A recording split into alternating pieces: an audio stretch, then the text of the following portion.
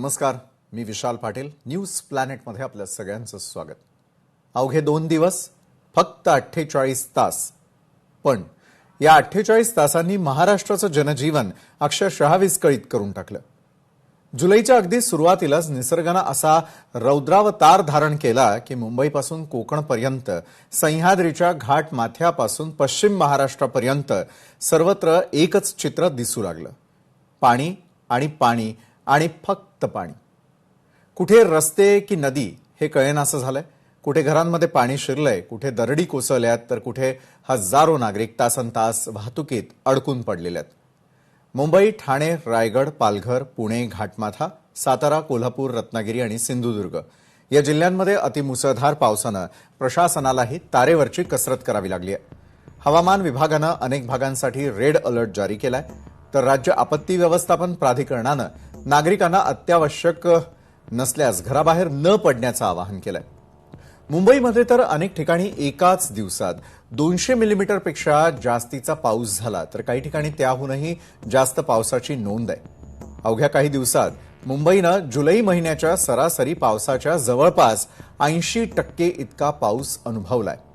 लोणावळा, ताम्हिणी, खंडाळा आणि महाबळेश्वरच्या घाटमाथ्यावरती ढगफुटी सदृश्य परिस्थिती निर्माण झाली आहे. डोंगर दऱ्यांमधून धबधबे कोसळू लागलेत, तर काही ठिकाणी दरडी कोसळल्यानं रस्ते देखील बंद झाले. मुंबई आणि पुण्यादरम्यानची रेल्वे आणि रस्ते वाहतूकही पूर्णपणे ठप्प पडली, तर मुंबई गोवा महामार्गही पूर्णपणे बंद झाला. नव्यानंच सुरू झालेल्या कनेक्टिंग लिंकवरही दरड कोसळल्यानं वाहतूक ठप्प झालेली पाहायला मिळाली. बरं, या 2 दिवसात रेल्वे सेवा विस्कळीत झाली. मुंबई पुणे वाहतूक, मुंबई गोवा वाहतूक पूर्णपणे ठप्प झाली. विमान उड्डाणांवरती परिणाम जाणवला. शाळा महाविद्यालयांना सुट्या जाहीर कराव्या लागल्या. परीक्षा देखील पुढे ढकलण्यात आल्यात. खासगी कार्यालयांना वर्क फ्रॉम होमचा सल्ला देण्यात आला आणि राज्य विधिमंडळाचं कामकाजही पावसामुळे स्थगित करावं लागलं. भारतीय हवामान विभागाच्या मते अरबी समुद्रावरील ऑफशोअर ट्रफ, कमी दाबाचं क्षेत्र आणि सक्रिय मान्सून प्रणाली यामुळे महाराष्ट्रामध्ये 1 ते 7 जुलै दरम्यान अतिवृष्टीची परिस्थिती निर्माण झाली. कोकण आणि मध्य महाराष्ट्रामधील घाटमाथ्यावरती अत्यंत मुसळधार पावसाचा इशारा यापूर्वीच देण्यात आलेला आहे. या 2 दिवसात अंदाजे 16 जणांना आपले प्राण गमवावे लागले, अनेक जण जखमी झाले आणि राज्यभरात पावसाशी संबंधित दुर्घटनांची मालिका सुरूच राहिली. आजच्या न्यूज प्लॅनेटमध्ये आपण पाहणार आहोत यात सर्व महत्त्वपूर्ण घडामोडी.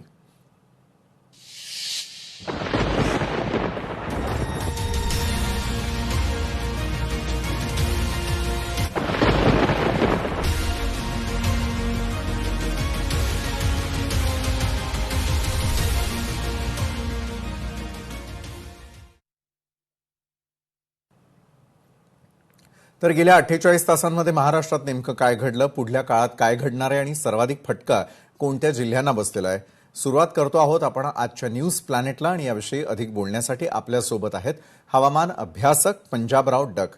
पंजाबरावजी, खूप खूप स्वागत आपलं. पंजाबरावजी, सध्या महाराष्ट्रामध्ये अनेक ठिकाणी अतिवृष्टी होताना दिसते.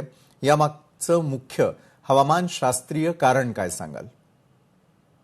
लो प्रेशर झालं होतं आणि ते एक मुंबईच्या दरम्यान एक अरबी समुद्रात एक लो प्रेशर होतं आणि इकडे नागपूरकडे एक होतं.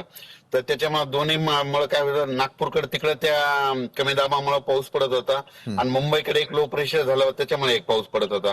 पण राज्यात मात्र आणखीन 2 दिवस मध्ये आज मध्यरात्री 2च्या नंतर ते उद्या 7 तारखेपर्यंत मुंबई, नाशिक, पुणे आणखीन खूप अतिवृष्टी होण्याची शक्यता आहे. बरं, हा जो पाऊस सध्या सक्रिय झालेला आहे, हा मान्सूनचाच भाग म्हणायचा की एखादी वेगळी हवामान प्रणाली सक्रिय झालेली आहे? नाही, हा मान्सूनचाच पाऊस आहे. 1 जून नंतर पडलेला पाऊस मान्सूनचाच असतो. बरं, पण मग यंदाच्या पावसाची जी तीव्रता आहे मागील काही वर्षांच्या तुलनेत तुम्हाला कशी वाटते? थोडी स्पीड जास्त आहे. म्हणजे काय झालं, हे जागतिक तापमान वाढीमुळे काय झालं, याच्यामध्ये स्पीड जास्त आहे, कमी वेळेमध्ये जास्त पाऊस पडायला आहे. बरं, पण मग कोकण, मुंबई, ठाणे, पालघर आणि घाटमाथ्यावरती इतका प्रचंड पाऊस का केंद्रित झालेला आहे? त्याचं कारण की एक लो प्रेशर होतं, कमी दाबाचा पट्टा होता आणि खूप गरमी वाढली होती. या ठिकाणी हवेचा कमी दाब तयार झाल्याच्या नंतर बाष्प खेचलं गेलं, त्याच्यामुळे हा पाऊस जास्त वाढला. बरं, पण मग मराठवाडा आणि विदर्भातही आता पावसाचा जोर वाढेल असं चित्र सध्या पाहायला मिळतंय का? नाही, आता काय होणार आज मध्यरात्री म्हणजे मध्यरात्री 2च्या नंतर तर उद्या 7 तारखेला दुपारी 3 पर्यंत उद्याची म्हणजे नाशिक जिल्हा, हा. त्र्यंबकेश्वर, त्याच्यानंतर मुंबई, इगतपुरी परिसर, इकडं वणीची देवी त्या परिसर, इकडं घाटमाता, त्याच्यानंतर अहिल्यानगर, अकोले, संगमनेर, जुन्नर, सिन्नर, मालेगाव आणि त्याच्यानंतर आळंदी, पुणे आणि घाटमाता ह्या परिसरामध्ये आज मध्यरात्री पुन्हा आणखीन जवळपास 8 ते 9 तास सारखा जोरदार पाऊस पडणार आहे. बरं, पण त्याच्यामुळे पंजाबरावजी काय होईल, ही परत एकदा ना नाशिककडे पूर परिस्थिती निर्माण होण्याची शक्यता उद्याच्याला म्हणजे रात्रीच्याला मग सगळीकडे पूर परिस्थिती निर्माण राहील. बरोबर आहे. त्यामुळे नाशिक आणि आसपासच्या परिसरामध्ये सतर्कतेचं आवाहन लोकशाही मराठी देखील करत आहे. बरं पंजाबरावजी, ही अतिवृष्टी आणखी किती दिवस कायम राहू शकते असा तुमचा अंदाज आहे? कारण ज्या भागात अजूनही कमी पाऊस आहे तिथे पुढील आठवड्यांमध्ये समाधानकारक पाऊस पडेल अशी अपेक्षा करायची का?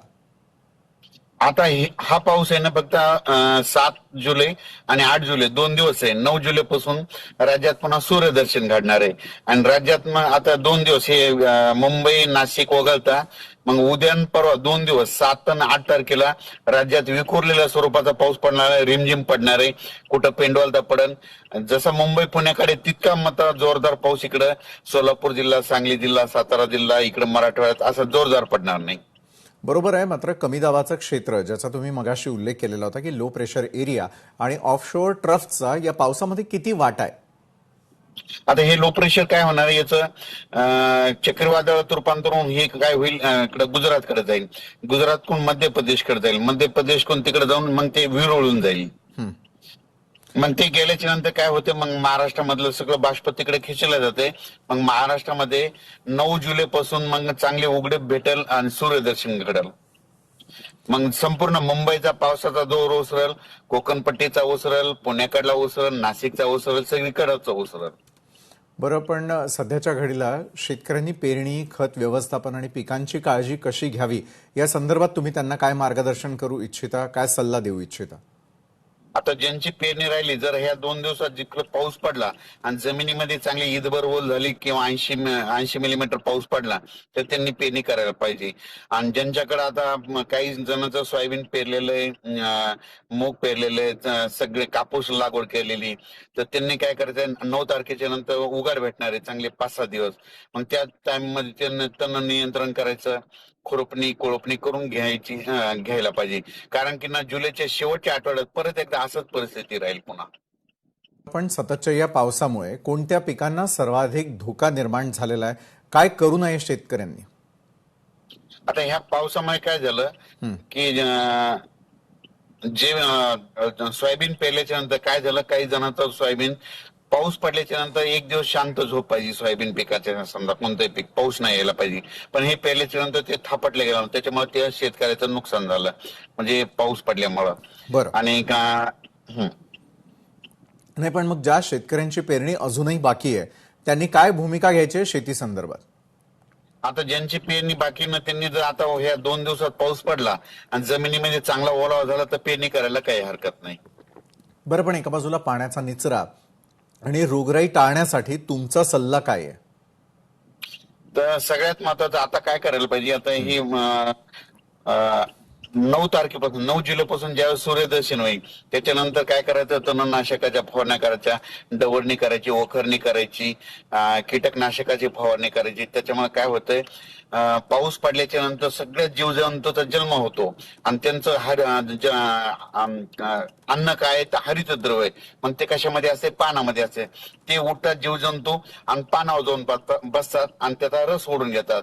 मग त्याच्यामुळे कीटकनाशकाची फवारणी करणं गरजेचं आहे. बरोबर आहे. पण अतिवृष्टीमुळे काय होतंय की अनेक ठिकाणी पूरसदृश्य परिस्थिती आहे, नद्या दुथडी भरून वाहतात, भूस्खलन आणि दरडी कोसळण्याचा धोका किती गंभीर आहे या वेळेच्या पावसाळ्यामध्ये?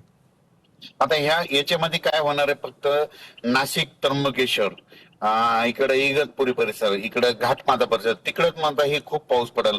माझं तर म्हणणं नाशिककडे उद्याच्याला 500 मिलीमीटर पाऊस पडेल. मी मागच म्हणलं होतं ना, मुंबईपेक्षा जास्त आता ह्या उद्याचं जे पाऊस येणार ते नाशिकला जास्त पडणार आहे. तर 400 मिलीमीटर 500 मिलीमीटर पडू शकतो. आणि मागच्या अंदाजामध्ये सांगितलं होतं की मुंबई 100 वर्षात मुंबईकरांनी पाऊस पाहिला नाही, असा पाऊस पाहायला भेटेल, तर तसा देखील पडलेला आहे. पण त्याच्यानंतर आता हे मुंबईकरांना थोडी विश्रांती भेटणार आहे. 9 तारखेपासून 9 जुलैपासून तिथला जोर ओसरल्याच्या नंतर त्यांना थोडा विसावा भेटणार आहे. बरोबर आहे. मात्र सध्याच्या घडीला एक गोष्ट पाहायला मिळते की ज्या बातम्या आमच्यापर्यंत येतात त्यानुसार घाटमाथा आणि डोंगराळ भागामध्ये सर्वाधिक पावसाचं प्रमाण सध्या यंदा पाहायला मिळत आहे. नागरिकांनी अशा वेळेला कोणत्या प्रकारच्या विशेष खबरदारीचा उपाय करणं आवश्यक आहे? हे डोंगराव घाटमाथ्यावर जेव्हा पाऊस पडतो मग ते काय नदीकाठच्या शेतकऱ्यांनी आपण आपले जे पाळीव प्राणी असतात ते गाय गोठे असतात त्यांनी आपण आपल्या पशुधनाची पाळीव प्राण्यांची काळजी घ्यायला पाहिजे. आपल्या जर मोटर नदीमध्ये असेल तर आधी पूर येण्याच्या अगोदरच त्यांनी काढायला पाहिजे, त्याची काळजी घ्यायला पाहिजे. आपलं पशुधनाची काळजी घ्यायला पाहिजे, कारण की उद्याचा पाऊस पडल्याच्या नंतर ते पाणी म्हणजे त्याला अंतच नसतो, ते कुठून बी जाऊ शकतं. त्याच्यामुळे सर्वातील सगळ्यात महत्वाचं पशुधनाची सगळ्यात महत्वाची काळजी घेणं गरजेचं आहे. बरोबर आहे. मात्र काय होतंय की अनेक ठिकाणी मच्छीमार आणि समुद्रकिनारी राहणाऱ्या नागरिकांना देखील सतर्कतेचा आदेश देणं गरजेचं आहे. दुसरीकडे तुम्ही त्यांना काय संदेश देणार आहात अशा परिस्थितीमध्ये? जे मच्छीमार आहेत तर त्यांनी काय करायला पाहिजे, 8 जुलैपर्यंत समुद्रामध्ये जायला नाही पाहिजे. मग 9 जुलैपासून गेल्याच्या नंतर काही हरकत नाही. 9 जुलैच्या नंतर संपूर्ण आपल्या महाराष्ट्राचा पावसाचा जोर ओसरणार आहे. 9 तारखेच्या नंतर त्यांनी जाण्यास काही हरकत नाही. प्रतापरावजी, अशा अतिवृष्टीच्या घटना हवामान बदलामुळे वाढत चाललेल्या आहेत की नेमकं याचं कारण काय आहे? याचं कारण सगळ्यात महत्वाचं तापमान वाढ आहे. म्हणजे हे जागतिक तापमान, ग्लोबल वॉर्मिंग, या तापमान वाढीमुळे एक फायदा झाला, महाराष्ट्रामधला पाऊस वाढला. पण हे इतका वाढला कमी वेळेमध्ये जास्त पाऊस पडायला आहे. मग हे तापमान कमी करायचे असेल तर झाडं लावावं लागतील. झाडं लावा, प्रति तापमान कमी करा. जोपर्यंत हे तापमान कमी होणार नाही तोपर्यंत अतिवृष्टीला सामना करावा लागणार आहे. त्याच्यानंतर अतिमुसळधार पावसाला सामना करावा लागणार आहे, पूर परिस्थितीला सामना करावा लागणार आहे. म्हणून ही काळाची गरज आहे. आणि हे तापमान वाढण्याचे सगळ्यात महत्वाचं कारण तुम्हाला एक सांगतो, हे झाडं वगैरे काही नसून सगळ्यात महत्वाचं सिमेंटचे घर झालेत, सिमेंटचे रोड झालेत, जागतिकीकरण झालं, कारखानदारी वाढली, वाहनं वाढले, MIDC वाढल्या, MIDC मधून गाड्या वाढल्या, गाड्यामध्ये AC वाढल्या, AC मध्ये त्या गाड्या तापल्या. हे तापमान वाढल्यामुळे या सगळ्या भविष्यामध्ये अशा गोष्टीला सामना करावा लागला. याच्यामध्ये एक फायदा झाला, महाराष्ट्रामधला पाऊस वाढला, पण इतका वाढला कमी वेळेत जास्त पडणाऱ्यांना अतोनात नुकसान करणार. बरोबर आहे. अतोनात नुकसान तर सगळीकडेच होत आहे. मात्र कमी दिवसात जास्त पाऊस हा जो ट्रेंड आहे सध्या तो कायम स्वरूपाचा असेल का? त्याच्या उपाययोजनांवरती तर आपण बोललात मगाशी की झाडं लावणं गरजेचं आहे आणि तापमान जे आहे ते कमी करणं अत्यंत महत्वाचं आहे. मात्र हा ट्रेंड किती धोकादायक आहे?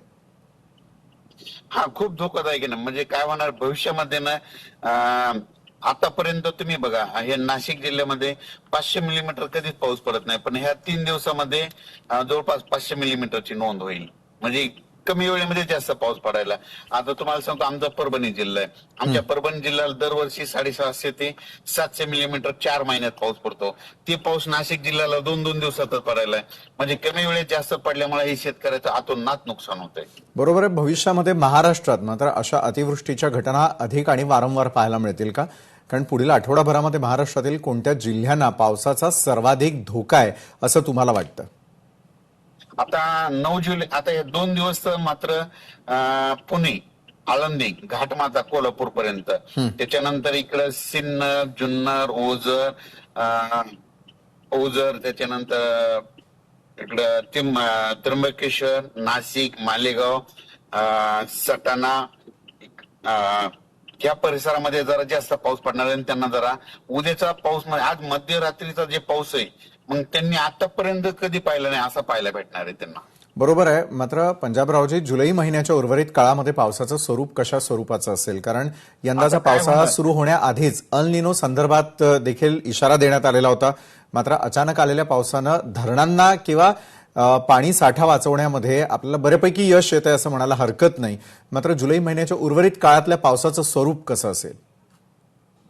तुम्ही योग्य प्रश्न विचारला.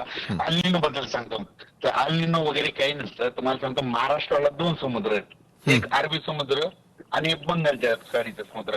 अरबी समुद्रातून जरी पाऊस नाही, बाष्प नाही आलं तर बंगालच्या खाडीमधून पाऊस येणार आणि ते महाराष्ट्रातल्या शेतकऱ्याला एक जीवदान ठरतं. 2 समुद्र असल्यामुळे भारताला खूप चांगलं आहे. आणि विशेष म्हणजे आता हे जुलै महिना आहे, तर आणखीन काय होईल, 15, 16, 17 जुलैच्या दरम्यान महाराष्ट्रात तुरळक ठिकाणी असा पाऊस पडणार आहे, घाटमाता कोकणपट्टी पडणार आहे. पण त्याच्यानंतर जुलैच्या शेवटच्या आठवड्यात मात्र असाच एकदा जोराचा पाऊस येणार आहे आणि ऑगस्ट मध्ये परत 2 असेच मोठे पाऊस होतील आणि सप्टेंबर मध्ये मात्र परतीचा पाऊस असाच धुमाकूळ घालणार आहे. मग त्याच्यामध्ये काय होईल, परतीच्या पाऊसमध्ये धुमाकूळ घातल्याच्या नंतर ते पाऊस कम्प्लीट नोव्हेंबर मध्ये 2, 3, 4 नोव्हेंबरला एकदा येईल आणि 13 नोव्हेंबरला मात्र थंडी राहील. म्हणजे यावर्षी पाऊस काय होणार आहे, परतीचा पाऊस मात्र जास्त धुमाकूळ घालेल. बरोबर आहे. म्हणजे परतीच्या पावसासंदर्भातही तुम्ही अंदाज व्यक्त करताय त्यावेळेला धरणांच्या पाणी साठ्याच्या दृष्टीनं हा पाऊस किती महत्वाचा ठरतोय? धरणाच्या पाणी साठ्याच्या बाबतीत तुम्हाला एक सांगू इच्छितो, आता उद्याचा जे पाऊस पडणार आहे नाशिककडे, त्र्यंबकेश्वरकडे काय होणार आहे, गोदावरी नदीला पूर येणार आहे. इगतपुरीकडे पडल्याच्या नंतर निळवंडे धरण, भंडारदरा, त्याच्यानंतर गंगापूरचं धरण, त्याच्यामुळे वरचे धरणामध्ये काय होईल, पाण्याची आवकी त्याचं पाणी जायकवाडीला येणार म्हणून याचा फायदा होणार आहे. आणि त्याच्यानंतर एक उजनी धरण आहे, म्हणजे बऱ्याच शहराचे ताण भागवणार आहे. घाटमाथ्यावर तिकडे पाऊस पडत असल्यामुळे त्या उजनीमध्ये आवक सुरू झाली. आता 14,000 आणि रात्रीच्या आणखीन ती वाढणार आहे, कारण की मध्यरात्री खूप पाऊस पडणार आहे. म्हणून हे पाऊस फायद्याच्या देखील आहे. म्हणजे काय झालं की जे म्हणत होते ना दुष्काळ पडत, पण काय होईल, सगळ्यात महत्वाचं पिण्याचा शेतकऱ्याला तुम्हाला सांगतो, कोरड्या दुष्काळापेक्षा ओला दुष्काळ परवडतो. काय होतं, कोरड्या दुष्काळामध्ये काय होतंय, माणसाला काही भेटल पण फक्त पशुधनाला मात्र पाणी भेटत नाही, चारा भेटत नाही. बरोबर आहे. म्हणून ओला दुष्काळ सगळ्यात महत्वाचा परवडतोय. बरोबर आहे. सोशल मीडियावरती आजकाल काय होतंय की हवामानाबाबत अनेक अफवा पसरतात.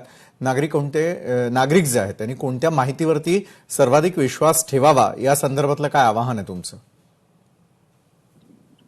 सगळ्यांनी काय करायला पाहिजे, माझं तर म्हणणं आहे निसर्गावर जास्त अभ्यास करायला पाहिजे. निसर्गापासून काय होतंय, वेगवेगळे संकेत भेटतात, त्याच्यामधून अभ्यास करायचा आणि आपण आपल्या जागतिक समजा परभणी जिल्हा आमचा, समजा आपल्या परिसरामध्ये कोणतं हवामान राहतं त्याच्या बदलानुसार आपण आपल्या पिकाचं नियोजन करायला पाहिजे. आपल्या इकडे दुसरीकडे ज्या पीक चांगले येत असल्यामुळे आपल्या इकडे करायला नाही पाहिजे. हवामान आधारित शेती करायला पाहिजे. म्हणजे आपल्याला जसं जमल तसं. निसर्ग म्हणते पाऊस जास्त तर पाऊस येणारी पिके करायला पाहिजे. निसर्ग म्हणते थंडी जास्त तर थंडी येणारी पिके करायला पाहिजे. निसर्ग म्हणते ढगाळ वातावरण जास्त, उन्हाळा आणि ऊन जास्त तर मग तसे पिकं करायला पाहिजे. पण निसर्गाच्या विरोधात जाऊन शेती करायला नाही पाहिजे. तर तसे केलं तर मग काय होईल, शेतकऱ्याची शेती नुकसानदायी ठरत. पंजाबरावजी, मात्र काय आहे की शेवटी महाराष्ट्रातील शेतकरी नागरिक यावेळेला तुम्हाला पाहतायत, या सगळ्यांसाठी जाता जाता एक महत्वाचा संदेश काय द्यावा असं वाटतं?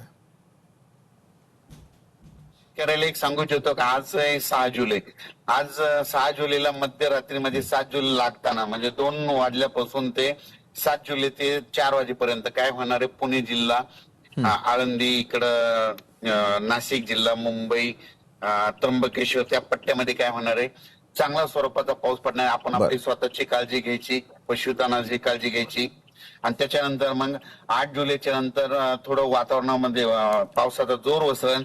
9 तारखेच्या नंतर चांगलं सूर्यदर्शन घडेल. मग आपण आपले पेने राहिले असेल तर पेनी करून घ्यावं, वखरणी करून घ्यावं, तणनाशक मारून घ्यावं, कीटकनाशक फवारण्या करून घ्यावं. आणि सगळ्यात महत्वाचं, नदीकाठच्या लोकांनी मात्र आपण आपले पाईपलाईन असेल, पशुधन असेल तर त्यांची सुरक्षा स्थळी हलवण्याची तयारी ठेवावी. नक्कीच धन्यवाद पंजाबराव डक, तुम्ही आमच्यासोबत जोडला गेलात आणि हवामानाचा पुढल्या काळातील अंदाज काय तो आपल्या महाराष्ट्रातल्या सर्व प्रेक्षकांना समजावून सांगितलात, त्याचं विश्लेषण केलं, त्यासाठी धन्यवाद. त्यानंतर न्यूज प्लॅनेटमध्ये आपण आज आढावा घेणार आहोत ज्या ज्या शहरांची महत्त्वपूर्ण नावं घेण्यात आली, त्यामध्ये एक म्हणजे मुंबई. त्या ठिकाणाहून मनीष गांगुडे आमचे प्रतिनिधी, पुण्याहून स्वतः चंद्रशेखर भांगे, रायगडमधून भारत गोरेगावकर आणि नाशिकमधून महेश महाले आमचे प्रतिनिधी, कोल्हापूरमधून सतेज आणि साताऱ्याहून इम्तियाज मुजावर देखील आपल्यासोबत जोडले जातील. या सर्व आमच्या प्रतिनिधींकडून त्या ठिकाणची परिस्थिती काय आहे आणि त्या ठिकाणच्या प्रशासनानं या महाराष्ट्रात होणाऱ्या पावसाला तोंड देण्यासाठी काय तयारी केलेली आहे या संदर्भातला आढावा घेऊयात.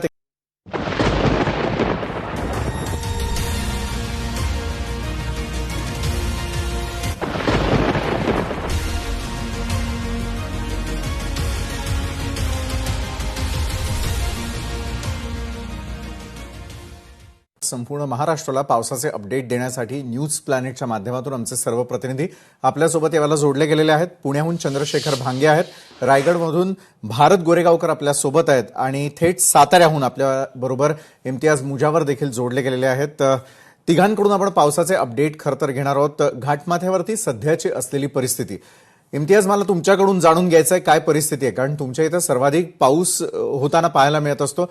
मात्र यंदाच्या पावसाळ्यानं अक्षरशः धुमाकूळ घातल्याचं पाहायला मिळतं. आज मुख्यमंत्री देखील म्हणालेले होते की महिनाभराचा पाऊस जो आहे तो केवळ 4 दिवसात झालेला आहे. तुमच्या इथली परिस्थिती काय आहे घाटमाथ्यावरची? विशाल सर, सगळ्यात पश्चिम महाराष्ट्रातून नव्हे तर महाराष्ट्रात सगळ्यात जास्त पावसाचा विभाग म्हणून ओळखला जातो तो महाबळेश्वर तालुका, जावळी तालुका आणि पाटण तालुका. म्हणजे अगदी चेरापुंजीपेक्षा जास्त प्रमाणात जर पाऊस कुठे पडत असेल तर पाटण, महाबळेश्वर, जावळी या तालुक्यामध्ये मुसळधार पाऊस पडत असतो. एकंदरीतच या सातारा जिल्ह्यामध्ये या 4 तालुक्यामध्ये पडलेल्या पावसानं रेकॉर्ड ब्रेक पाऊस पडलेला आहे. कोयना धरण जे आता 4 दिवसापूर्वी 5 टीएमसी पाणी होतं या कोयना धरणामध्ये, ते 4 दिवसाच्या या पावसानं तब्बल 30 टीएमसीचा पाणी साठा या कोयना धरणामध्ये जमा झालेला आहे. एकंदरीतच पडणारा हा जो पाऊस आहे हा या पावसानं खऱ्या अर्थानं कमी वेळेच्या या पावसानं पूर्णतः अगदी थैमान घातलेला आहे. महाबळेश्वर तालुक्यामध्ये पडणाऱ्या पावसानं यावेळेस नवीन गावाच्या या ठिकाणी पूर्णतः जमीन त्या ठिकाणी धसली होती. 3 कुटुंबांचं स्थलांतर देखील करण्यात आलं आहे. आणखीनही आजही दिवसभरातून जमीन खचण्याचे प्रकार महाबळेश्वर तालुक्यातील नवली या गावामध्ये पाहावयास मिळालेले आहेत. एकंदरीतच वाई तालुक्यातील पश्चिम विभागातील काही गावं आहेत की ती गावही देखील आज मुसळधार पावसाने काही पुलावरून पाणी जात असल्याने 110 गावांचा संपर्क त्या ठिकाणी तुटलेला होता. मात्र प्रशासनाने तातडीने याची दखल घेता त्या ठिकाणी रस्ता देखील सुरू करण्यात आलेला आहे. आंबेनळी घाट गेल्या 4 दिवसापासून त्या ठिकाणी बंद आहे. इथून पुढे देखील 4 दिवस हा घाट वाहतुकीसाठी बंद राहणार आहे. तर सातारा जिल्ह्यातले जेवढे घाट रस्ते आहेत, विशेष करून महाबळेश्वर, केळगर हा घाट रस्ता दरड कोसळून त्या ठिकाणी आज दिवसभर घाट वाहतुकीसाठी बंद होता. मात्र प्रशासनाने तातडीने हा घाट रस्ता पूर्णतः जो त्या ठिकाणी चिखलाचा मलबा पडलेला होता तो तातडीने हलवलेला आणि वाहतुकीसाठी हा घाट पुन्हा एकदा सुरळीत करून ठेवलेला आहे. असे संपूर्ण सातारा जिल्ह्यातले काही घाट रस्ते आहेत की त्या ठिकाणी दरडी कोसळण्याचं प्रमाण पाहावयास मिळत आहे. साताऱ्याचे जिल्हाधिकारी संतोष पाटील या आपत्ती व्यवस्थापनातील असणारे जे सर्व कर्मचारी हे या आपत्ती ज्या ठिकाणी अशा घटना घडत आहेत त्या ठिकाणी पूर्णतः लक्ष देऊन आहेत. विशेष करून जांभळी धरण, त्याचबरोबर महू हातगेगर धरण, साताऱ्यातली सगळी धरणं ती पूर्ण क्षमतेने आता भरत आलेली आहेत. आणि या 4 दिवसाच्या पावसानं आतापर्यंतच्या गेल्या काही 15 ते 20 वर्षाच्या कालखंडामध्ये जो पाऊस पडला नव्हता तो अगदी 4 दिवसाच्या या कालखंडामध्ये संपूर्ण धरणं आणि परिसरातील असणाऱ्या नद्या वाहू लागलेल्या आहेत. खरोखर आहे. एकंदरीतच सगळा त्या खिकाणचा तुम्ही आढावा देण्याचा प्रयत्न केला. तिकडे रायगड, रत्नागिरी, एकूणच कोकणातली परिस्थिती काय होती हे सगळं जाणून घेण्यासाठी भारत गोरेगावकरही आपल्यासोबत आहेत. भारत, खरं तर आज सर्वाधिक पावसाची नोंद त्या ठिकाणी झालेली आहे. अनेक नद्या दुथडी भरून वाहताना दिसतात. गावाच्या आजूबाजूला म्हणजे ज्या ठिकाणाहून नद्या वाहत आहेत त्या ठिकाणच्या गावांना सतर्कतेचा इशारा देण्यात आलेला आहे. आणि या सर्व घडामोडी होत असताना एकंदरीत तुमच्या इथली परिस्थिती काय आहे आणि पुढच्या कालावधीमध्ये काय काय होणार आहे, इशारा देण्यात आलेला आहे का कोकणालाही? विशाल सर, खरं तर कोकणवासीय पावसाच्या प्रतीक्षेमध्ये असतात, पण कोकणामध्ये मान्सून हा अपेक्षेपेक्षा उशिराने दाखल झाला होता.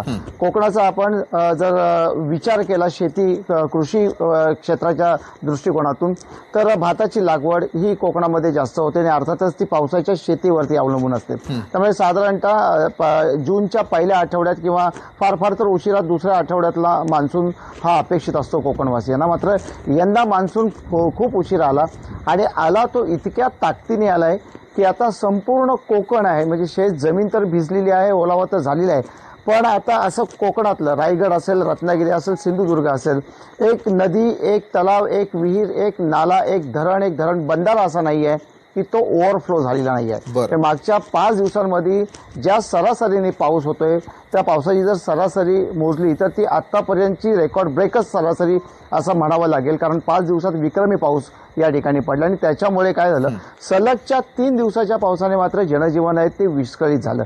कधीही मुंबई गोवा राष्ट्रीय महामार्ग हा वाहतुकीसाठी बंद झाला नव्हता, मात्र यावेळी आज दुसरा दिवस आहे, अजूनही मुंबई गोवा राष्ट्रीय महामार्गावरची वाहतूक ही पूर्वपदावरती आलेली नाहीये, सुरू झालेली नाहीये.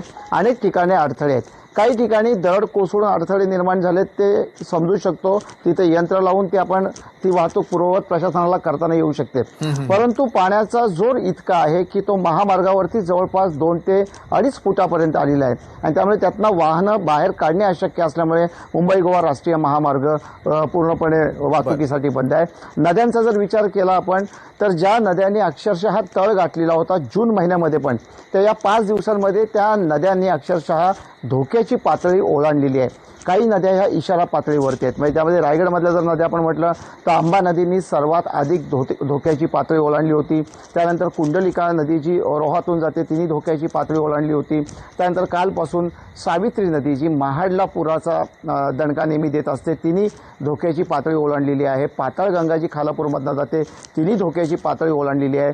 भोगावती जी नदी पेणमधून जाते ती धोक्याच्या पातळीवरून वाहते. म्हणजे सद्यस्थितीला जर आपण म्हटलं तर आंबा नदीच्या आजूबाजूचा जो परिसर आहे म्हणजे नागोठणे आणि त्याच्या आसपासचा परिसर आहे, तर या परिसरामध्ये आंबा नदी धोक्याच्या पातळीवरून वाहत असल्यामुळे पूरसदृश्य परिस्थिती निर्माण झालेली आहे. सखल भागात आता 10 मिनिटाला सुद्धा पुराचं पाणी साचलेलं आहे. कुंडलिकेची सुद्धा तीच परिस्थिती आहे. कुंडलिका धोक्याच्या पातळीवरून गेल्यामुळे रोहाच्या सखल भागामध्ये पुराचं पाणी साचलेलं आहे. त्यामुळे तिथलं जनजीवन आहे ते विस्कळीत झालेलं आहे. सावित्री नदी ही धोक्याच्या पातळीवरून वाहत असल्यामुळे महाड शहरातल्या सखल भागामध्ये पुराचं पाणी आहे आणि महाडच्या आजूबाजूच्या गावांना देखील या पुराचा संभाव्य धोका निर्माण झालेला आहे. संपूर्ण जिल्हा प्रशासन जो आहे तो अलर्ट मोडवरती आहे. सर्व सरकारी यंत्रणा सतर्कतेच्या आहे. एक एनडीआरएफचं जे पथक आहे ते कोकणात विशेषतः बोलावण्यात आलेलं आहे आणि त्याचं बेस कॅम्प आहे ते महाडमध्ये ठेवण्यात आलं आहे. म्हणजे भविष्यात जर का की जोराचा पाऊस झाला, कारण आजही रेड अलर्ट इशारा दिलेला आहे. थोडा रायगडकरांना उसंती मिळाली, पावसाने उसंती घेतलेली आहे. मागच्या अर्धा 1 तासापासून पाऊस थोडासा थांबलाय, त्यामुळे रायगडकरांनी थोडासा निश्वास सोडला असला तरी आज अतिवृष्टी रात्री उशिरापर्यंत होऊ शकते, मोठा पाऊस होऊ शकतो ही शक्यता वर्तवलेली असल्यामुळे आधीच नद्या धोक्याच्या पातळीवरती आहेत. त्यात पाणी पातळीमध्ये जर वाढ झाली पावसामुळे तर पुन्हा पुराचा धोका हा निर्माण होऊ शकतो. दुसरं घाट माथ्यावरचा जो पाऊस होतो महाबळेश्वरच्या खोऱ्यामध्ये आणि पुण्याच्या खोऱ्यामध्ये होतो, या पाण्याचा देखील रायगडकरांना फटका बसतो. कारण हा पाणी विसर्ग जो होतो खाली येतो तो येऊन कोकणालाच मिळतो. म्हणजे सध्याची जी स्थिती आहे ही पूर्णपणे पावसावरती अवलंबून आहे. पाऊस जर का अतिवृष्टी झाली नाही, ती थांबली तर कुठेतरी ही परिस्थिती नियंत्रणात येईल आणि हळूहळू हे विस्कळीत झालेलं जनजीवन आहे ते पूर्वपदावरती येईल. रायगडच्या जिल्हाधिकाऱ्यांनी सर्व जे सरकारी यंत्रणा आहे त्या सर्व सरकारी यंत्रणेला अलर्ट राहण्याचा इशारा दिला आहे आणि जे सखल भागातले आहेत त्यांना सुद्धा सतर्क राहण्याच्या सूचना केलेल्या आहेत. विशाल सर. नक्कीच भारत, ज्या प्रकारे तुम्ही सगळा आढावा दिलेला तसाच आढावा आपल्याला पुन्हा एकदा घ्यायचा, तो म्हणजे चंद्रशेखर भांगे यांच्याकडून. चंद्रशेखर भांगे, आजपर्यंत असं कधीही घडलं नव्हतं की मुंबई पुण्याचा संपर्क तुटलेला होता, मग तो रेल्वे मार्गानं असू दे किंवा रस्ते महामार्गानं. मात्र यावेळेला अशी परिस्थिती आहे की मुंबई पुण्याचा तुटलेला संपर्क ही खरोखर चिंतेची बाब होती. सगळ्यात आधी पहिली बातमी तुम्ही जी आपल्यापर्यंत पोहोचवलेली होती ती म्हणजे लँडस्लायडिंग संदर्भातली आणि जो मिसिंग लिंक आहे त्या ठिकाणी झालेल्या दुर्घटनेनं आज महाराष्ट्रातल्या जनतेची पहाट देखील झालेली होती. सद्य परिस्थिती काय आहे, पुन्हा एकदा संपर्क कशा प्रकारे होऊ शकतो आणि सध्या रस्ते वाहतूक असेल, रेल्वे वाहतूक असेल, त्यांची नेमकी काय परिस्थिती आहे याचा मला तुमच्याकडून आढावा हवाय. कारण ग्रामीण भागातली परिस्थिती आपण आपल्या दोन्ही प्रतिनिधींकडून जाणून घेतली, मात्र शहरी भागातली परिस्थिती देखील चिंताजनक आहे. अनेक ठिकाणी झाडं उन्मळून पडत असल्याचं दिसतंय, अनेकांना प्राण गमवावे लागलेले आहेत, काही ठिकाणी भिंती कोसळलेल्या आहेत. काय तुमच्या इथली परिस्थिती आहे पुणे आणि आसपासच्या परिसराची? चंद्रशेखर. विशाल सर, सध्या युद्ध पातळीवरती हे सगळं काम जे आहे ते सुरू आहे. आपण बघू शकतो की खरं तर पुण्यामध्ये पुन्हा एकदा पाऊस जो आहे तो सुरू झालेला आहे. पुण्यातून जे मुंबईकडे जाणारा मार्ग आहे तो अद्याप बंद आहे. रेल्वे मार्ग सुद्धा बंद आहे. जुना पुणे मुंबई एक्सप्रेस हायवे सुद्धा बंद आहे. आणि या ठिकाणी मोठ्या प्रमाणात पाणी जे आहे ते रस्त्यावरती आलं होतं. आपण पाहिलं की मावळ तालुक्यातील एका गावामध्ये जे ती दुर्घटना घडली आणि या सगळ्या दुर्घटनेमध्ये 4 जणांचा आपला जीव त्या ठिकाणी गमावावा लागला होता पुराचा. आणि या सगळ्या पावसाचा सगळ्यात मोठा जो फटका बसला तो मावळ, मुळशी आणि या ठिकाणच्या आळंदी भागामध्ये. या ठिकाणी अनेक घरामध्ये जे आहे ते पाणी त्या ठिकाणी जे आहे ते गेलेलं होतं. पाटण गावामध्ये जी दुर्घटना घडली त्याच्यामधले 3 मृतदेह अद्याप जे आहे ते सापडलेले आहेत, परंतु एक मृतदेह अद्याप सापडलेला नाही. त्याचा शोध सुद्धा सध्या सुरू आहे. जिल्हाधिकाऱ्यांनी जे आहे ते आवाहन केलेलं आहे की ज्या उद्याच्या पालखीसाठी जे देहूमध्ये येणारे वारकरी आहेत त्यांनी देहूत न येता पुण्यातच येऊन थांबावं, याची सगळी व्यवस्था जी आहे ती पुण्यातील शाळेमध्ये केली जाणार आहे. अशा पद्धतीचं आवाहन महाराष्ट्रातील लाखो वारकऱ्यांना जे ते मुख्यमंत्री आणि पुण्यातील जिल्हाधिकाऱ्यांनी केलेलं आहे. त्या पद्धतीनं त्यांची तयारी जी आहे ती पुण्यामध्ये करण्यात आलेली आहे. पुण्यातील वेगवेगळ्या ज्या शाळा आहेत महापालिकेच्या, त्या शाळेमध्ये या सगळ्या वारकऱ्यांची व्यवस्था केली जाईल. त्याचबरोबर सध्या पुण्यातील पावसामुळे जो आहे तो 1,20,000 पेक्षा अधिक जे पाणी आहे ते उजनीकडे सध्या जाताना दिसत आहे. खडकवासला जो धरण आहे, पुण्याची तहान भागवणारा जो खडकवासला धरण आहे तो अर्ध्यापेक्षा जास्तीचा भरलेला आहे. वरसगाव धरण सुद्धा या ठिकाणी भरलेला आहे. पुण्यातील पावसाची जर परिस्थिती पाहिली तर आजपर्यंतच्या इतिहासात इतका भयानक पाऊस कधी झालेला नव्हता. कारण पुणे मुंबई जो मार्ग आहे, जो रस्ता आहे, हे तिन्ही मार्ग सध्या थांबलेले आहेत. कारण रेल्वेच्या मार्गाने सुद्धा काही काळासाठी रेल्वे थांबत होती, परंतु आज सकाळपासून अद्याप एकही रेल्वे जी आहे ती मुंबईच्या दिशेने गेलेली नाही आणि मुंबईहून एकही रेल्वे जी आहे ती पुण्याच्या दिशेने आलेली नाही. खरं तर आपण पाहिलं की जुना पुणे मुंबई एक्सप्रेस, त्याचबरोबर एक्सप्रेस हायवे आणि मिसिंग लिंक असे जे वेगवेगळे मुंबईला जाण्याचे जे मार्ग आहेत ते मार्ग थांबलेले आहेत. मिसिंग लिंक मध्ये जर आपण पाहिलं तर ज्या पद्धतीने दुर्घटना झाली, त्या दुर्घटनेमध्ये त्या ठिकाणी कुणालाही दुखापत जरी झाली नसली तरी ज्या पद्धतीने या मिसिंग लिंकचं कौतुक करण्यात आलं होतं, या कामाचं कौतुक करण्यात आलं होतं, या सगळ्यावरती सध्या आता प्रश्नचिन्ह जो आहे तो उपस्थित केला जात आहे. ज्या कंपनीनं या मिसिंग लिंकचं काम केलेलं आहे त्यावर कारवाईची मागणी सुद्धा काही पुणेकर जे आहेत ते करताना दिसत आहेत. एकंदरीत पुणे आणि मुंबईचा जो प्रवास असतो तो काही काळासाठी थांबला म्हणावा लागेल. कारण आज सकाळपासून जो आहे तो स्वारगेट बसस्थानकावरती मोठ्या प्रमाणात जे ते मुंबईला जाणारे जे प्रवासी होते त्यांनी मोठी गर्दी केलेली होती. त्याचबरोबर आळंदीमध्ये जर आपण पाहिलं तर काही पोलीस कर्मचारी जे आहेत ते बंदोबस्तासाठी आळंदी देवस्थान या ठिकाणी आलेले होते. त्यांना सुद्धा या पुराच्या पाण्याने वेढा घातला होता. त्यांची सुखरूप सुटका जी आहे ती पीएमआरडीने केलेली आहे. त्याचबरोबर जांभे गाव जे मुळशी तालुक्यातील जांभे गाव आहे त्या ठिकाणी सुद्धा काही नागरिक जे आहेत ते दडीखाली अडकलेले होते, त्यांची सुद्धा सुटका जी आहे ती पीएमआरडीने केलेली आहे. त्याचबरोबर लोणावळ्यामध्ये काही विद्यार्थी आणि विद्यार्थिनी सुद्धा ज्या स्कूलमध्ये त्या विद्यार्थी पुराच्या पाण्यात अडकलेले होते त्यांची सुटका झालेली आहे. एकंदरीत 200 पेक्षा अधिक जे नागरिक आहेत त्यांची सुखरूप सुटका पीएमआरडीने केलेली आहे. खरं तर युद्ध पातळीवरती पुणे प्रशासन काम करत आहे, परंतु एकंदरीत या सगळ्या दुर्घटनेमध्ये पुण्यातील 5 जणांचा या सगळ्या पावसामुळे मृत्यू झालेला आहे. खरं तर आज रात्रभर सुद्धा या ठिकाणी रेड अलर्ट जे आहे ते जारी केलेलं आहे. पुणेकर नागरिकांनी खरं तर या पावसापासून खबरदारी घ्यावं असं आवाहन प्रशासनाकडून करण्यात आलेलं आहे. काही वेळामध्ये पुण्याच्या पालकमंत्री आणि राज्याच्या उपमुख्यमंत्री सुनित्रा पवार या पत्रकार परिषद घेऊन या संदर्भातलं आवाहन करणार असल्याची माहिती आहे. विशाल सर. नक्कीच चंद्रशेखर, धन्यवाद तुम्ही दिलेल्या या सविस्तर माहितीसाठी.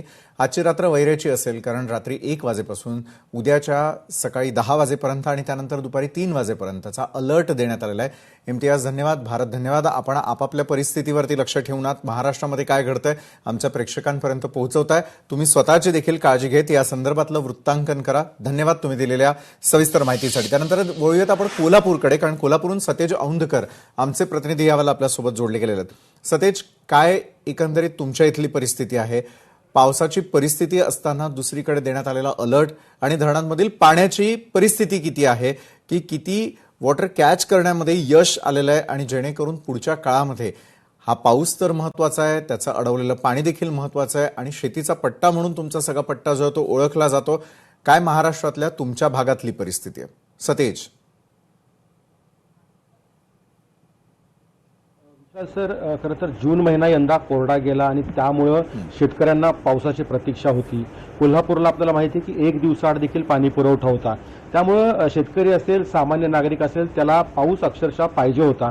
आणि खरं तर गेल्या 1 तारखेपासून 1 जुलैपासून जो पाऊस सुरू झालेला आहे तो थांबायचं काही नाव घेत नाहीये.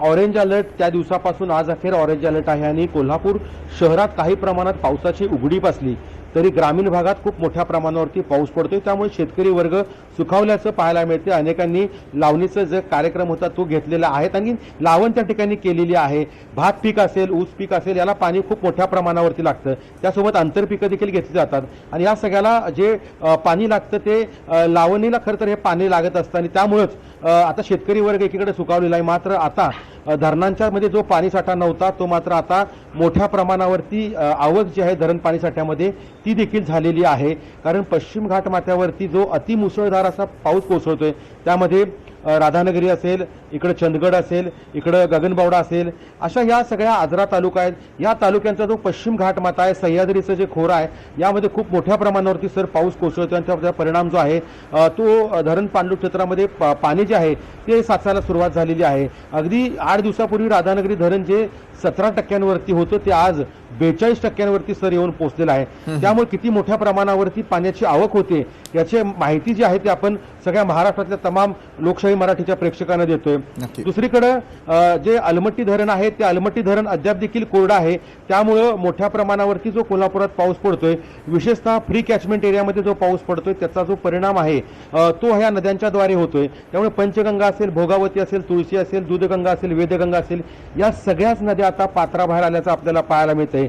2 दिवसापूर्वी पंचगंगा नदीनं आपलं पात्र सोडलेलं आहे. सध्या ती 33-34 फुटांच्या वरती वाहताना पाहायला मिळते. 55 पेक्षा अधिक बंधारे आहेत ते पाण्याखाली गेलेले आहेत आणि हे बंधारे पाण्याखाली गेल्यामुळं वाहतूक मोठ्या प्रमाणावरती विस्कळीत झालेली आहे. एकीकडे एवढा मोठा पाऊस पडतोय त्यामुळे पुणे बेंगलोर राष्ट्रीय महामार्गावरची जी वाहतूक आहे ती देखील मंदावलेली आहे आणि असा जर 2 दिवस पाऊस सुरू राहिला तर मात्र जी संत गतीनं पंचगंगा नदी इशारा पातळी गाठाला जी लागलेली आहे त्यावेळेस मात्र धोका निर्माण होण्याची शक्यता दाट आहे. कारण पश्चिम घाटमाथ्यावरती जो पाऊस कोसळतोय, विशेषतः प्री कॅचमेंट एरियामध्ये पाऊस कोसळतोय, अद्याप देखील धरणातून कोणताही विसर्ग झालेला नाहीये. मात्र जे गगनबावडा तालुका असेल, शाहूवाडी तालुका असेल, त्याच्यामध्ये 4-5 प्रकल्प आहेत ते लघु पाटबंधारे प्रकल्प भरल्यामुळे, तलाव भरल्यामुळे त्यातून जो मोठ्या प्रमाणावरती विसर्ग जो आहे तो आता सुरुवात झालेली आहे आणि त्याचाच परिणाम जो आहे तो आता कोल्हापूर असेल किंवा कोल्हापूरच्या ग्रामीण भागातलं जे रस्ते वाहतूक जी विस्कळीत होतीये, मात्र पर्यायी मार्गाने वाहतूक सुरू आहे त्याचा होताना आपल्याला पाहायला मिळतोय. पण सर अत्यंत महत्वाची गोष्ट म्हणजे जो कोकणातनं आणि ज्या निपाणी असेल किंवा बेळगाव या भागातून कोल्हापूरला जो भाजीपाला येतो तो भाजीपाला देखील आता त्याची आवक जी आहे ती घटलेली आहे. त्याचं अत्यंत महत्वाचं कारण म्हणजे जो पाऊस होतोय त्यामुळं जी खरं तर अतिवृष्टी होते त्यामुळे शेतात पिकं काढायला लोक आहेत ते जाऊ शकत नाही, भाजीपाला आणण्यासाठी जाऊ शकत नाही. त्यामुळे जवळ 30 ते 40% जी आवक आहे ती घटल्याचं आपल्याला पाहायला मिळतंय. आणि आज आणि उद्या कोल्हापूरला अतिवृष्टी आहे, विशेषतः पश्चिम घाटमाथ्यावरती अतिवृष्टी आहे.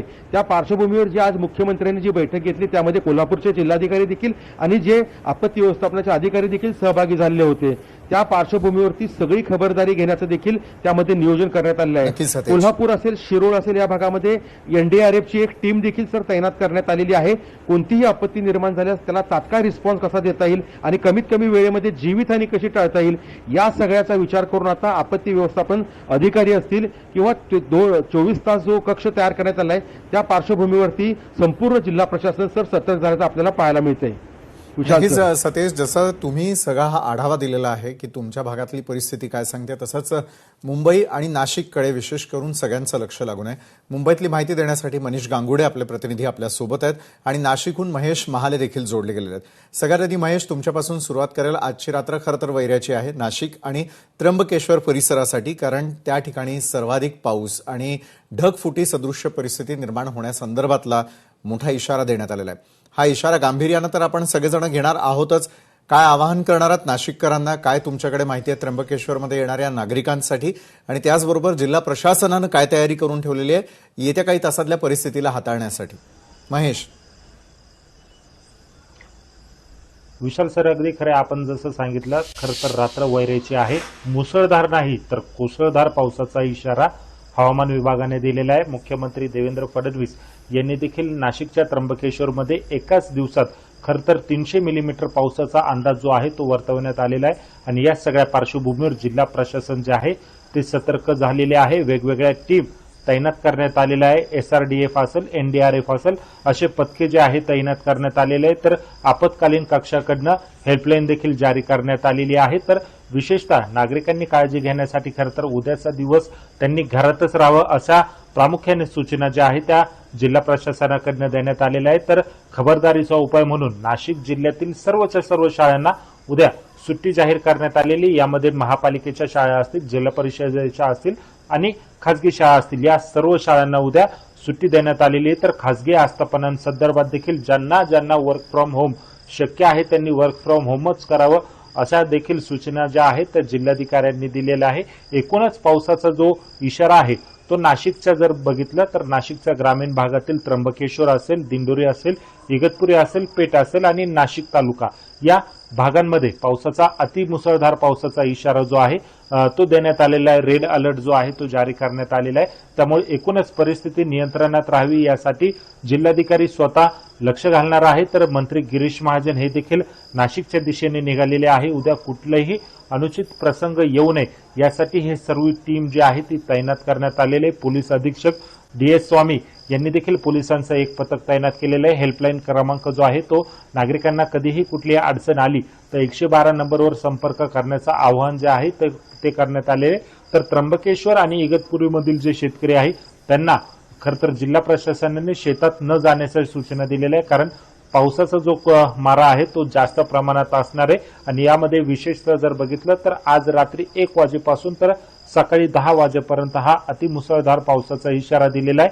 तर त्याच्यानंतर जर बघितलं तर दुपारी 2 नंतर पुन्हा पावसाला सुरुवात होणार आहे. त्याच्यामुळे आजचा दिवस जो आहे तो संपूर्ण नाशिक जिल्ह्यासाठी महत्वाचा असणार आहे. खरं तर त्र्यंबकेश्वरमध्ये वारंवार पद्धतीने अशा पद्धतीचा पाऊस जो आहे तो बघितलेला आहे. तर दुसरीकडे खबरदारीचा उपाय म्हणून नागरिकांनी पर्यटन स्थळावर गर्दी करू नये यासाठी पर्यटन स्थळच बंद ठेवण्याचा जो निर्णय आहे तो देखील जिल्हा प्रशासनाने घेतलेला आहे. त्यामुळे त्र्यंबकेश्वर मंदिर असेल तर सप्तशृंगी देवीचं मंदिर असेल हे जी मंदिरं आहे ती बंद ठेवण्यात येणार आहे. आणि एकूणच पर्यटकांनी असेल किंवा नागरिकांनी या ठिकाणी येऊ नये असं देखील आवाहन जे आहे ते करण्यात आलेले आहे. तर त्र्यंबकेश्वरमध्ये अनेक छोटे मोठे गावं आहे, पाडे आहे जे डोंगराच्या कडेला राहतात. अशा ठिकाणी राहणाऱ्या नागरिकांना दुसरीकडे हलवण्याच्या देखील ज्या सूचना आहेत त्या जिल्हा प्रशासनाने त्याची जी तयारी आहे ती देखील केलेली आहे. कारण माळींसारखी दुर्घटना घडू नये, लँडस्लायडिंग होऊ नये म्हणून ही काळजी जी आहे ती पुन्हा एकदा घेण्यात आलेली आहे. तर दुसरीकडे या संपूर्ण पावसाचा जो आहे तो गोदावरी नदीमध्ये मोठ्या प्रमाणात पाणी येऊ शकते यासाठी जलसंपदा विभाग देखील कार्यरत असणार आहे. खरं तर नाशिक जिल्ह्यापासून पुढे निफाडकडे गेल्यावर त्या ठिकाणी पानवेलीचा विळखा जो आहे तो गोदावरी नदीला मोठ्या प्रमाणात झालेला आहे. त्यामुळे त्या ठिकाणी गावामध्ये पाणी शिरू शकतं. अशा अनुषंगाने जिल्हा प्रशासन जे आहे ते सतर्क झालेले आहे. एकूणच या दृष्टीने संपूर्ण तयारी जी आहे ती जिल्हा प्रशासनाने केलेली आहे. त्यामुळे एकूणच उद्याचा दिवस आणि आजची रात्र ही फार महत्वाची असणार आहे. या दृष्टीने प्रशासन सज्ज झाल्याचं आपल्याला कुठेतरी बघायला मिळत आहे. नक्कीच महेश, ज्या प्रकारे तुम्ही सांगतायत की नाशिक आणि आसपासचा परिसर त्र्यंबकेश्वर या ठिकाणी खास करून काळजी घेण्याचं आवाहन करण्यात आलेलं आहे. तर त्या ठिकाणी ढगफुटी सदृश्य जर परिस्थिती निर्माण झाली तर नागरिकांनी काळजी घ्यावी हे आवाहन आपण देखील सगळ्यांना करतोय. त्यानंतर मनीष गांगुडे आपले प्रतिनिधी मुंबईमधून पावसाची परिस्थिती आपल्यापर्यंत पोहोचवत आहे. मनीष, आज दिवसभर पाहायला गेलं तर पावसाची जोरदार बॅटिंग मुंबई आणि आसपासच्या परिसरामध्ये जबरदस्त प्रमाणामध्ये होती. मुंबईला अक्षरशः झोडपून काढलेला आहे पावसानं. काल रात्रीपासूनच सुरू असलेला संततधार पाऊस गेल्या 3 ते 4 दिवसांपासून तो उसंतही घेत नसल्याचं दिसतंय. मात्र पुढल्या काही तासांसाठी देण्यात आलेला मुख्यमंत्र्यांद्वारे सतर्कतेचा इशारा किती महत्वाचा आहे, काय आवाहन करणार आहात, काय सध्या मुंबई आणि आसपासच्या परिसरातील परिस्थिती आहे, सविस्तर आढावा द्याल मनीष?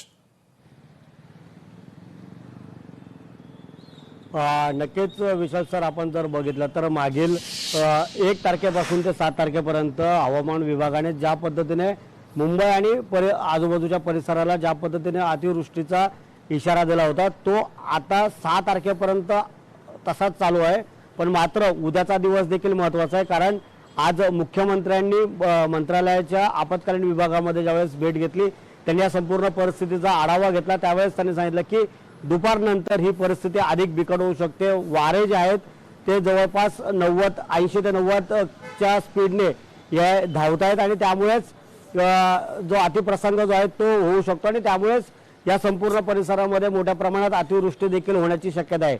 आपण जर सकाळी जर बघितलं तर म्हणजे काल रात्रीपासून ते दुपारपर्यंत मुंबई आणि या संपूर्ण परिसरामध्ये मोठ्या प्रमाणात पावसाला मुंबईला जे आहे ते झोडपून काढलं होतं. जवळपास मुंबईतले जे प्रमुख ठिकाणं आहेत, दादर असेल, अंधेरी, त्यानंतर गोरेगाव, ह्या संपूर्ण ठिकाणी जे आहेत ते काही ठिकाणी 150 ते 200 मिलीमीटर पावसाची नोंद जी आहे ती झाली होती. आणि त्यामुळेच हार्बर लाईन असेल, सेंट्रल लाईन असेल किंवा वेस्टर्न लाईन असेल, इथली जी रेल्वे वाहतूक जी आहे ती काही मंदावली होती. त्यामुळेच मुंबईकरांची जी लाईफलाईन जी आहे ती देखील मंदावताना आपल्याला बघायला मिळाली होती. एकंदरीत वेस्टर्न लाईन जी आहे ती नायगावपर्यंत धावत होती, पण मात्र दुपारनंतर ती आता वसईपर्यंत धावण्यात येत आहे. त्यामुळेच ह्या ज्या अलर्टचे जे सूचना ज्या आहेत प्रशासनाकडून केल्या जात आहेत त्याला कुठेतरी मुंबईकरांनी आता साथ दिली पाहिजे. कारण आपण प्रामुख्याने बघतोय की मुंबईमध्ये ज्यावेळेस पाऊस पडतो तर जे मरीन ड्राईव्ह जे आहे, मरीन लाईन जे आहे, नक्कीच या मनीष. परिसरामध्ये मोठ्या प्रमाणात समुद्रच्या ठिकाणी गर्दी मुंबईकर करतात. त्यामुळे आपण महापौरांना देखील बघितलं होतं की त्यांनी थेट त्या ठिकाणी आलेल्या नागरिकांना त्यांनी सतर्कतेचा इशारा असताना देखील तुम्ही या ठिकाणी काय येतात असं आव्हान देखील करताना बघितलंय. त्यामुळेच कुठेतरी मुंबईकरांनी देखील या सगळ्या गोष्टींकडे आवर्जून बघितलं पाहिजे, कारण की मुख्यमंत्र्यांनी देखील त्या संदर्भातलं आव्हान जे आहे ते केलेलं आहे. एकंदरीत जर आपण बघितलं तर या संपूर्ण परिसरामध्ये मोठ्या प्रमाणात जे आहेत ती झाडं जी आहेत त्यांची संख्या जी आहे पडण्याची ती मोठ्या प्रमाणात आहे. त्यामुळेच झाडांच्या बाजूला किंवा त्या ठिकाणी उभं राहून पावसाच्या वेळेस उभं राहणं किती धोकादायक आहे हे देखील महत्वपूर्ण मानलं जातं, कारण की मुंबईत नक्कीच. सातत्याने अनेक ठिकाणी झाडं कोसळत आहेत आणि त्यामुळेच मोठमोठे अपघात देखील होत आहेत. त्यामुळेच मुंबईकरांनी उद्याचा दिवस जो आहे तो अतिशय महत्वाचा आहे, कारण अलर्ट जो आहे तो जारी केलेला आहे. अद्याप मात्र शाळांना उद्या सुट्ट्या असणार आहे का याची जी सूचना आहे ती अद्याप आलेली नाही, पण मात्र जो रेड अलर्ट जो आहे तो जारी करण्यात आला आहे. नक्कीच त्यामुळे मनीष, रेड नागरिकांनी अलर्ट एका बाजूला संपूर्ण प्रशासनाला महाराष्ट्र देखील आणि तितकंच, मुंबई परिसराला देण्यात आलेला आहे आणि सर्वत्र सर्वसामान्य नागरिकांनी देखील काळजी घेण्याचं आवाहन लोकशाही मराठी आमच्या सर्व प्रेक्षकांना करत आहे. आणि त्याचबरोबर जे आमचे प्रतिनिधी यावेळेला प्रत्येक ठिकाणाहून महाराष्ट्रातून आपल्यापर्यंत अपडेट पोहोचवत आहेत ते देखील अतिशय सुरक्षितरित्या आपल्यापर्यंत हे सगळे अपडेट्स पोहोचवण्याचा प्रयत्न करतील. धन्यवाद महेश, सतेज आणि मनीष तुम्ही दिलेल्या या सविस्तर माहितीसाठी. मुंबईसह संपूर्ण महाराष्ट्रामध्ये मुसळधार पावसानं हाहाकार माजवलाय. मात्र या पावसात नैसर्गिक आपत्तीपेक्षा प्रशासकीय निष्काळजीपणामुळे होणारं नुकसान प्रचंड मोठ्या प्रमाणात आहे. जागोजागी झाडं उन्मळून पडतायत, हायवेवरती दरडी कोसळून नागरिकांच्या लाखो करोडो रुपयांच्या गाड्यांचं अतोनात नुकसान होत आहे, जीवितहानी होती. या दुर्घटनेत जीव गेल्यावरती सरकार तत्काळ आर्थिक मदत जाहीर करतं, मग सिस्टमच्या चुकीमुळे नागरिकांचे जे मोठे आर्थिक कंबरडं मोडतं त्याची भरपाई देणं सरकारवर कायदेशीर आणि नैतिकदृष्ट्या का बंधनकारक नाहीये? याच गंभीर प्रश्नाचा वेध घेणारा आमचा हा विशेष रिपोर्ट पाहूया.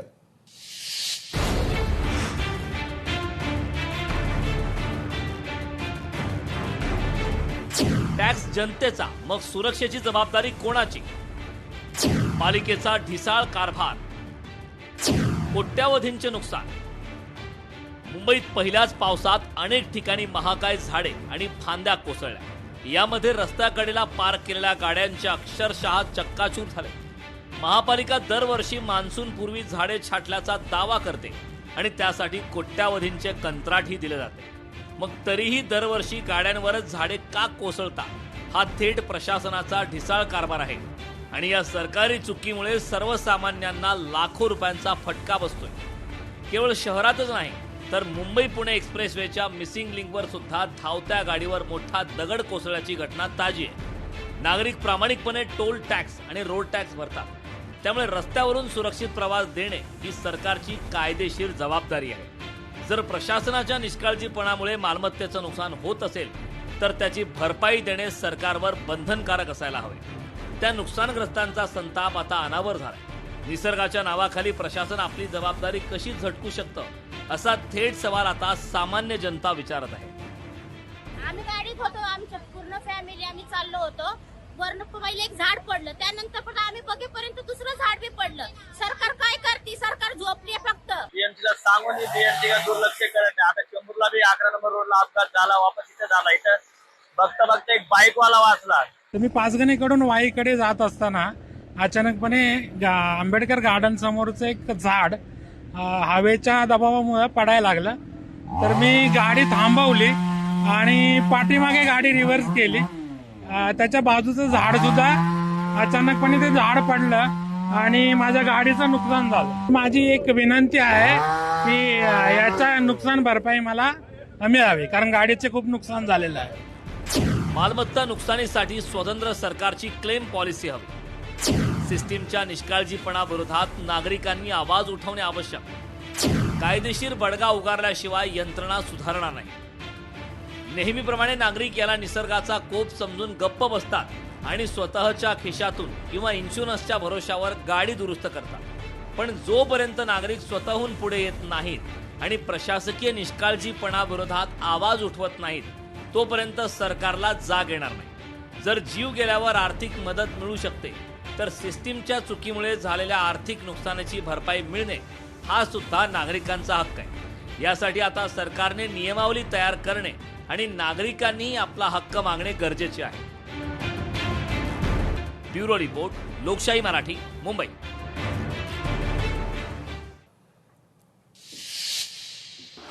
तर आजच्या न्यूज प्लॅनेटमध्ये आता वेळ झालेली इथेच थांबण्याची. ताज्या घडामोडींसाठी पाहायला विसरू नका लोकशाही मराठी.